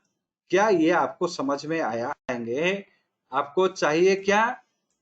दूध चाहिए, मिल्क, देन आपको चाहिए शुगर, जो भी कैशू नट वैशू नट डालना है वो एडन्स। उसके बाद में ये चावल का बनेगा, नहीं तो आपका मिलेट का बनेगा, नहीं तो रागी का बनेगा, सूजी का बनेगा, जिसका बनाना है बनाएंगे। तो इसको करने के लिए पहले ये कॉन्सेप्ट को, बैंक निफ्टी स्टॉक ऑप्शंस, इसमें काम करने के लिए पहले विक्स का जरूरत पड़ेगा, जो है ही नहीं उनके पास में। वो विक्स नहीं है तो वो पायसम बन नहीं सकता, वो खीर बन नहीं सकता। तो विक्स को निकालने के लिए एक क्लोन मेथड में आप लोगों को एक्सेल में बना के मंडे को भेजूंगा। मैं पूछ रहा हूँ मंडे को भेजूंगा, तो निफ्टी में पैसा कमाओ, पैसा थोड़ी आपका वो कलर देखता है। आगे चल के सिर्फ निफ्टी बैंक निफ्टी में ही आपको मिलेगा, और कहीं पे मिलेगा ही नहीं, सभी बैन कर देगा सब। पार्ट ऑफ ए ट्रेड, ये बिजनेस का एक पार्ट है, बट वो लाइफ नहीं है, लाइफ उससे हटकर है। जब सक्सेस मिला तो आपको पास में ही फेल्यूर था, जो जब आपको फेल्यूर ही मिला तब सक्सेस आपके सर पे ही बैठा था, बट आपने उसको आइडेंटिफाई नहीं किया, वही चीज होता है। तो success and failure absolute terms नहीं है, ये सब बहुत धीरज का जरूरत पड़ेगा ऑप्शंस में। जो लोग मीन्स ट्रेड्स में इन्वॉल्व है, स्मार्ट फाइनेंस के हिसाब से हम लोग जो जेड स्कोर का पोजीशन लेके मई महीने से बैठे हुए हैं, हम लोगों को पता है पेशेंस का कितना जरूरत पड़ता है। मई का महीने में बैठे हुए हैं जेड स्कोर का पोजीशन लेके, पहले तो 10 दिन में हो जा रहा था, अभी मई के महीने, जून खत्म हो गया, जुलाई खत्म हो गया, प्रॉफिट नहीं आया। तो उस केसेस में भी ये बहुत जरूरी है, बहुत जरूरी है। तो चार, अभी चलते हैं दूसरा कॉन्सेप्ट। आज सिर्फ कॉन्सेप्चुअल चीज है, कल से आपका शुरू होगा कैलेंडर स्प्रेड्स पहला। तो दूसरा चीज ये हम अभी सीखेंगे कि ये विक्स को देख के हम bull trend, bear trend mathematically कैसे आइडेंटिफाई करें।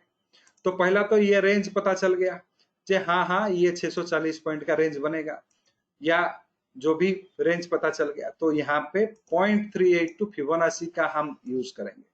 यानी कि ये जो हाई है एंड लो है ये सब प्रोबेबिलिटी है, इनसे हमें कुछ मतलब नहीं है, हमें प्राइस रेंज से मतलब है। यानी कि 640 पॉइंट हमारा आने वाला है, अगर ये प्लस 244 पॉइंट मूव हो गया, हमें अप ट्रेंड का सिग्नल मिल गया आज पर द फिबोनाची।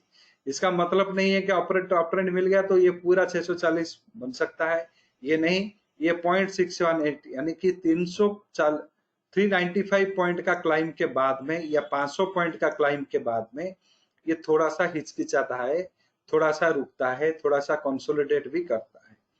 अगर ये लेवल्स क्रॉस हो गए 395 से 500, देन ये बड़ा लेवल 640 भी क्रॉस करेगा, 790 भी जा सकता है, या 790 640 का मिड भी हो सकता है।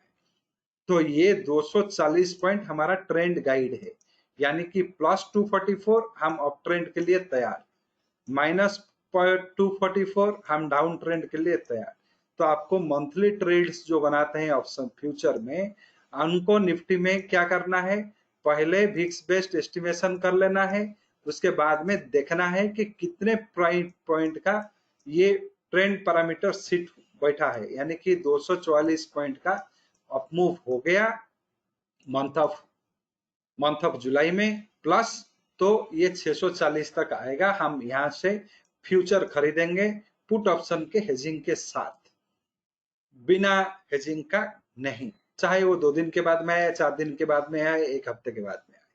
उसी तरह से माइनस 244 पॉइंट का डाउन मूव हो गया, हमें बेचना है निफ्टी को along with call option purchase, तो चाहे आप एट द मनी ले सकते हैं, जस्ट इन द मनी ले सकते हैं, या ओटीएम ले सकते हैं, जो भी आपको फेवरेबल हुआ लेके आप ये ट्रेड इनिशिएट कर सकते हैं।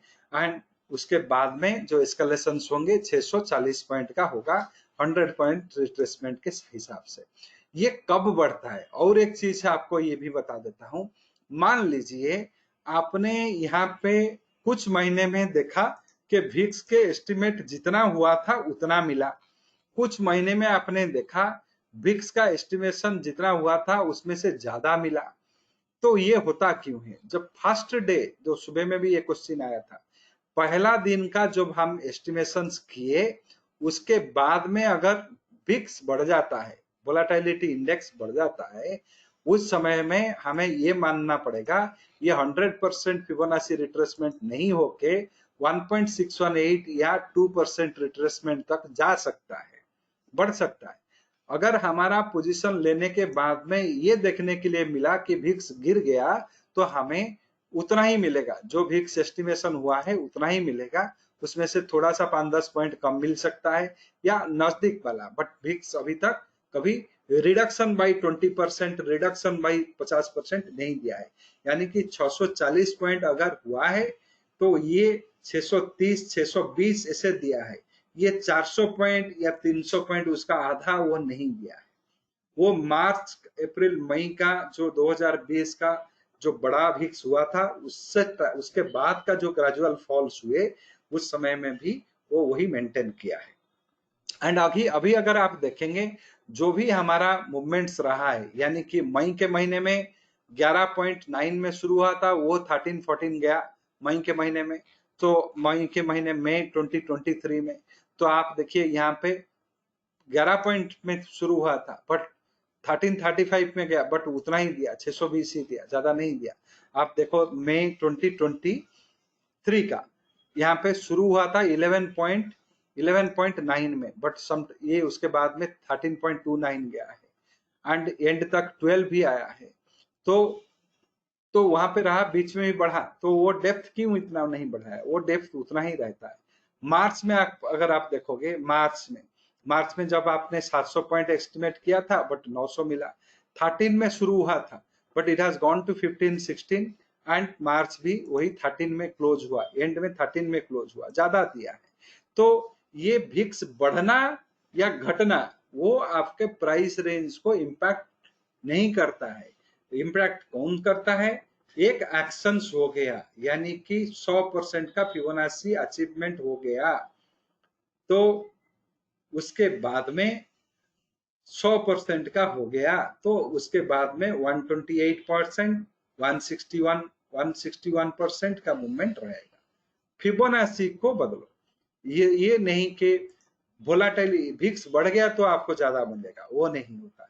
मार्च का महीने में बढ़ा, आपको मिला नहीं, मई का महीने में बढ़ा, आपको मिला नहीं, मार्च के महीने में भी बढ़ा, आपको मार्च को महीने में जितना बढ़ा वो स्टैटिक वही रहा, बट 900 पॉइंट का डेविएशन आ गए हाई टू लो डिफरेंस में। तो ये चीज होता बताता है कि विक्स बढ़ने से, पहला दिन के बाद में बढ़ने से या घटने से आपका प्राइस रेंज एस्टिमेशंस के ऊपर में उसका इतना प्रभाव नहीं पड़ता है। प्रभाव कौन सा पड़ता है? अगर वो प्राइस रेंज कंप्लीटली एंटर हो गए, कंप्लीटली पेनिट्रेट हो गए, तो हायर फिबोनाची रेशियोज के हिसाब से वो प्राइस रेंज डिफाइन करेंगे, यानी कि बिहेव करेंगे, वो रेंजेस वाइडर होंगे फिबोनाची को लेके। इसलिए मैंने बताया जब पहला दिन से आप एस्टिमेट कर लेते हो, उसके बाद में इसमें बदलाव मत करो, हायर फिबोनाची रेशियो को लो। 0.236, 0.382 सेट्स उतना प्राइस का मूवमेंट में अप ट्रेंड डाउन ट्रेंड होता है, एंड उसी हिसाब से आपको ट्रेड प्लान करना है, ऑप्शन स्ट्रैटेजी प्लान करना है। दोनों एग्जांपल दिखाया मैंने, जो मंथली डेप्थ है उसी के हिसाब से आपने जो शॉर्ट स्ट्रैंगल या स्ट्रैडल फॉर्म किए नियर मंथ में, and long straddle and strangle form किए करंट मंथ में हेज करके, उसमें प्रॉफिट आया। कुछ महीने में प्रॉफिट नहीं आया क्योंकि डेप्थ जब हो गया आपने कुछ काम नहीं किया, इसलिए प्रॉफिट नहीं आया। दूसरा मैंने ये बताया कि जब वो अप ट्रेंड ब्रेकआउट देते हैं उसी समय में 240 पॉइंट का मूवमेंट हुआ, आप वहां पे फ्यूचर खरीदो, उसके साथ में हेज करो, ये भी बताया। एंड इसको 7 डे विक्स को समझना। दूसरा चलते हैं एडजस्टमेंट। एडजस्टमेंट क्या होता है? कोई भी रिलेशनशिप खराब हो गया उस टाइम पे एडजस्टमेंट का जरूरत है, जो आपका एक्सपेक्टेशन था मिला नहीं, वो एडजस्टमेंट है। बेटा का शादी करवा लिए, सोचे कि हाँ बहू हमारा आके बहुत बड़ा सेवा करेगा, पानी देगा, पाँव दबाएगा, वो हुआ नहीं। तो उस समय में थोड़ा एडजस्टमेंट कर लेते हैं। अभी क्या होता है, वो हमारा एक्सपेक्टेशन था, अगर करेंगे तो बेटा हाथ से हट जाएगा, तो थोड़ा एडजस्टमेंट कर लेते हैं। हाँ मिल नहीं रहा है जो हमारा एक्सपेक्टेशन था, मिला नहीं, थोड़ा सा एडजस्टमेंट कर लिया। पहले बहू सोचे थे, बेटी सोच ली, पहले सेवा चाहते थे, खुद सेवा करने लगे, तो सिचुएशंस बदलेगा हमारा, ये होगा। यही एडजस्टमेंट यहाँ पे भी काम आता है। बड़े मजे का बात है, जो अपना रियल लाइफ में होता है एडजस्टमेंट पार्टनर के साथ में करो, लाइफ पार्टनर के साथ में करो, बच्चों के साथ में करो, एडजस्टमेंट अपना दोस्त लोगों के साथ में करो, कलीग के साथ में करो, बॉस के साथ में करो, वही एडजस्टमेंट यहाँ पे आता है काम भाई, कोई ये दूसरा एडजस्टमेंट नहीं। ये एडजस्टमेंट क्या है? ये बताता है आप जो स्ट्रैटेजी लिए हो उसको मॉडिफाई करो, change in market condition. Market में कंडीशंस में जो आपने सोचे थे वो हुआ नहीं, उसके अगेंस्ट में गया, आप चेंज करो, वही है एडजस्टमेंट। एडजस्टमेंट क्या क्या सिचुएशंस होता है? वोलाटिलिटी का सिचुएशन में बदलाया गया, एडजस्टमेंट करो। आपको रोल ओवर करना है नेक्स्ट मंथ, वहां वो भी एक तरह का एडजस्टमेंट। लॉस मिटिगेशन हुआ, यानी कि जो लॉसेस हो वो लॉसेस वहीं पे प्रिवेंटेड हो जा रह जाए, वो एक तरह का एडजस्टमेंट। प्रॉफिट बन गया, कुछ बन गया प्रॉफिट, उसको हाथ से ना जाए, वहां पे एडजस्टमेंट कर लो, यानी कि जो बना है वो हाथ से रहे, जो मिले वो एक्स्ट्रा बोनस, वो हुआ एडजस्टमेंट। रिस्क मैनेजमेंट, यानी कि जो बड़ा साइज लिए हो, लॉट 6000 का क्वांटिटी का लिए हो, अभी विक्स वोलाटिलिटी बढ़ गया, मार्जिन ज्यादा मांग रहा है, तो उसको घटा के, पोजीशन घटा के, कुछ भी ये करके वो रिस्क मैनेजमेंट क्या भी करो। मार्केट के कंडीशंस चेंज हो गए, सर्कमस्टेंस चेंज हो गए, उस समय में भी एडजस्टमेंट करो। तो एडजस्टमेंट का ये 6 प्रोबेबिलिटीज है, 6 रीजंस है एडजस्टमेंट करने का। अभी एडजस्टमेंट ये हो गया, ये हाँ इस तरह का सिचुएशन हुआ था, हम एडजस्टमेंट करेंगे, ये समझ में आ गया। तो मैंने एक एग्जांपल में यहाँ पे दिखाया आपको क्या है। ये जो सिचुएशन है, जनवरी में काम किया, फरवरी में काम किया, मार्च में काम नहीं किया, अप्रैल में नहीं किया, मई में करेंगे तो मई में काम करेगा शायद, मई में काम करेगा, जून में काम नहीं करेगा, जुलाई में काम नहीं करेगा। तो ये जो है ये क्यों काम नहीं किया, जो हमारा एक्सपेक्टेशन था, हाँ ये 30 दिन के अंदर में 600 पॉइंट के अंदर में घूमेगा, बट वो 5 दिन में 600 पॉइंट चला गया, ट्रेंडिंग मार्केट हो गया वो वहां पे, तो वहां पे वो काम नहीं किया। यहाँ पे देखो बड़ा प्रॉफिट आ गया, यहाँ पे देखो बढ़िया प्रॉफिट आ गया मई का महीने में, क्योंकि वो जो ऑप्शन है 307 रुपया में चल रहा है, बहुत बढ़िया। ये मई का जून के महीने में क्यों हुआ है वो आपको सोचना पड़ेगा, क्योंकि वहां पे प्रीमियम्स जो है फ्यूचर का बड़ा था। तो ये चीज भी आपको देखना पड़ेगा। स्पॉट 890 में है, बट 880 का कॉल ऑप्शन चल रहा है 307 रुपया में। तो ये भी चीज प्रॉफिट भी कभी कभार वो सिचुएशन दे देता है। तो एडजस्टमेंट है वही, यानी कि जो सिचुएशन है वो सिचुएशन, अगर जो एक्सपेक्टेशन है, नॉट सिचुएशन, जो एक्सपेक्टेशन हमारा है वो एक्सपेक्टेशन मीट नहीं हुआ, जो भी रिस्क रहेंगे वो एक्सपेक्टेशन नहीं होने से, यानी कि market condition, risk management, volatility situation, जो भी सिचुएशन उसको इम्पैक्ट करता है उसी के साथ में थोड़ा सा घुल मिल जाओ, एडजस्ट हो जाओ, वही हुआ एडजस्टमेंट। तो एडजस्टमेंट का ऑब्जेक्टिव रहता है कभी कभार प्रॉफिट को प्रोटेक्ट करना, कभी कभार वोलाटिलिटी से अपने आप को प्रोटेक्ट करना। एडजस्टमेंट ये तो हो गए जो सिचुएशन बेस्ड। एडजस्टमेंट दो तरह से आप करेंगे, एक है प्री एडजस्टमेंट, दूसरा है पोस्ट एडजस्टमेंट। प्री एडजस्टमेंट क्या है, आपने पोजीशन लिया, उसी के साथ में ही आपने एडजस्टमेंट कर लिया, यानी कि मैंने क्या पोजीशन लिया, हाँ मार्केट ऊपर जाएगा तो प्रॉफिट कमाऊंगा, तो नीचे आएगा तो मुझे लॉस होगा। तो वो एक्सपेक्टेड एडवर्सिटी जो है, जो एडवर्सिटी आने वाला है, यानी कि आया नहीं है आने वाला है, वो एडवर्सिटी को अनदेखा करके आपने एडजस्टमेंट कर लिए, वो हुआ प्री एडजस्टमेंट। वो स्ट्रैटेजी के साथ में लिया जाता है। जब आपने स्ट्रैटेजी लिया उसी समय में, उसी टाइम में एडजस्टमेंट ले लिया। दूसरा होता है पोस्ट एडजस्टमेंट, यानी कि स्टेज्ड एंट्री रहता है, आपने लिया, वो फेवर में जाए ना फेवर में जाए, अपने एडजस्ट। फॉर एग्जांपल मैं दे देता हूँ प्री एडजस्टमेंट। मैंने मान लिया, जैसे सुबह में मैंने बताया था, यही एग्जांपल देता हूँ, निफ्टी काल गिर रहा था, कोई दोस्त बोला, कोई ब्रोकर बोला कि नहीं 19,000 का 600 का कॉल आप खरीद लो, एक बुल स्प्रेड बना दो, 600 का कॉल को 120 में ले लो, उसके साथ में 19,700 का कॉल को आप बेच दो, तो ये बुल स्प्रेड बन गया। इसको 170 रुपया में बस दो। तो आपके पास में ये क्वेश्चन आता है, यहाँ पे 50 रुपया का रिस्क, 50 रुपया का रिवार्ड, ब्रिटानिया 50-50। तो 50 रुपया आधा नमक आधा शुगर, यानी कि 50 रुपया लॉस भी होगा, 50 रुपया फायदा भी होगा, आपने ले लिया। प्री एडजस्टमेंट, नहीं मुझे 50 रुपया का रिस्क नहीं लेना है, इसको घटाओ। तो कितना घटा सकते हैं, मैं मान लीजिए इतने, ये डेबिट डेबिट कॉल स्प्रेड लिया है, इसके साथ में एक क्रेडिट कॉल स्प्रेड डाल दो, यानी कि 19,800 का कॉल ऑप्शन को 30 रुपया में बेच दो, उसके साथ में 19,900 का कॉल ऑप्शन को इसके साथ में एक 10 रुपए में खरीद लो, यानी कि 20 रुपया यहाँ से मिल गया। तो ये 50 जो रिस्क था अभी वो 30 हो गया, 30 रिस्क हो गया, 50 रिवार्ड है।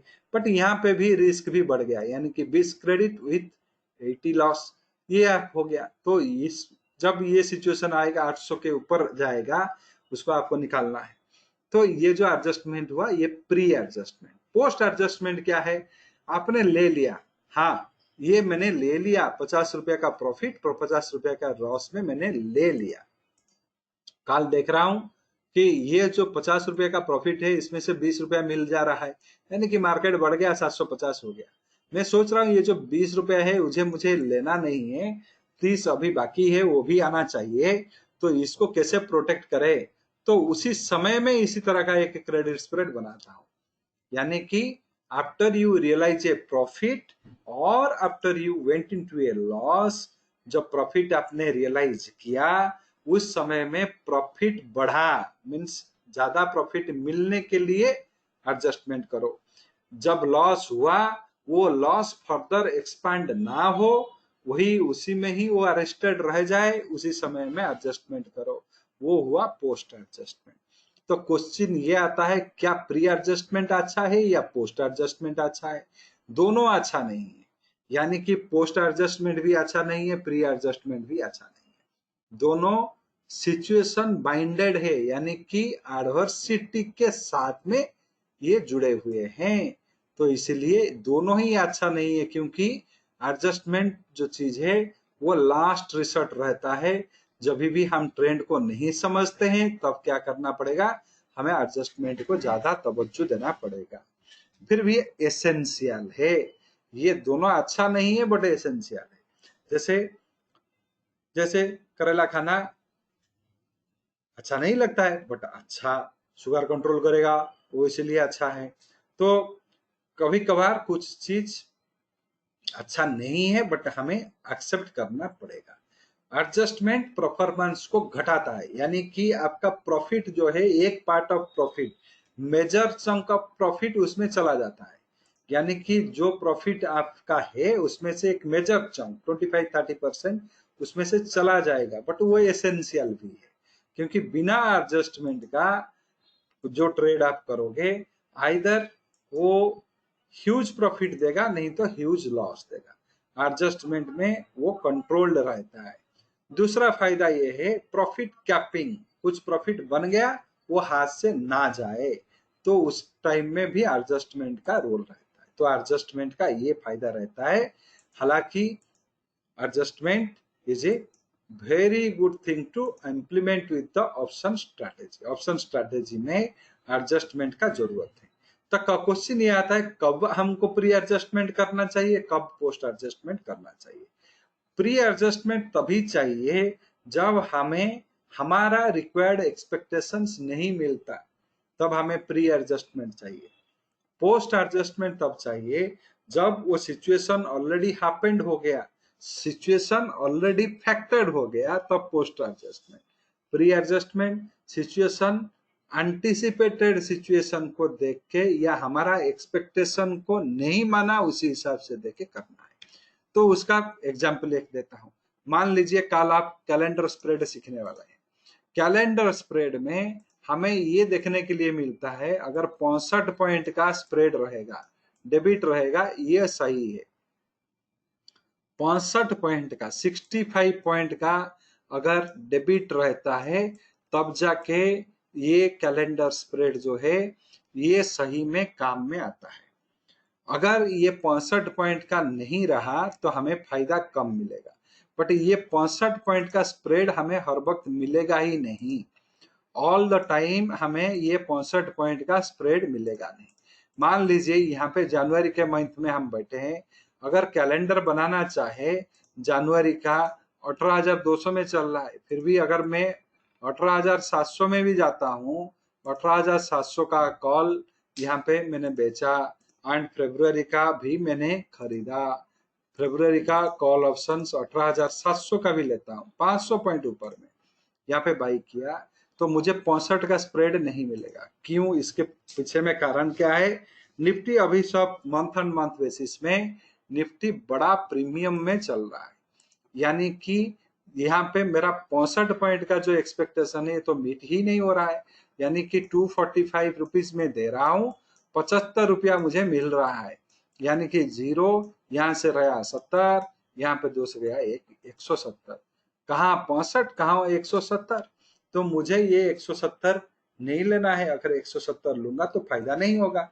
तो इस केसेस में मुझे 65 पॉइंट में इसको लाना है। कैसे लाऊंगा? तो उसी में एक क्रेडिट कैलेंडर स्प्रेड में डालूंगा, यानी कि मैंने 19,000 का कॉल को बेचूंगा, इसमें एक डेबिट कैलेंडर, इसमें मैंने बेचा एक लॉट एंड इसके साथ में मैंने वो जनवरी का वही 19,000 का मैंने लूंगा, 19,000 का मैं यहाँ पे लूंगा। तो यहाँ पे देखते हैं कितना ये रिड्यूस करता है, यानी कि यहाँ पे एक लॉट मैंने बाई किया। तो ये जो पहला मैंने लिया 170 का डेबिट, दूसरा जो मैं यहाँ पे ला रहा हूँ, यहाँ पे अगर 12 से 6 गया 60 पैसा, 7 से 4 गया 3 रुपया एंड 3 से 2 गया 113 रुपया मिल गया। यानी कि अगर मैं क्रेडिट 113 रुपया यहाँ से हटा देता हूँ तो 10 से 3 गया 7, यहाँ से 6 से गया 5, 57 रुपया हो गया। मुझे 60 से 65 चाहिए, वो मिल गया। तो ये हो गया प्री एडजस्टमेंट। यानी कि मुझे जो चाहिए उसको मुझे तोड़ मरोड़ के करना है।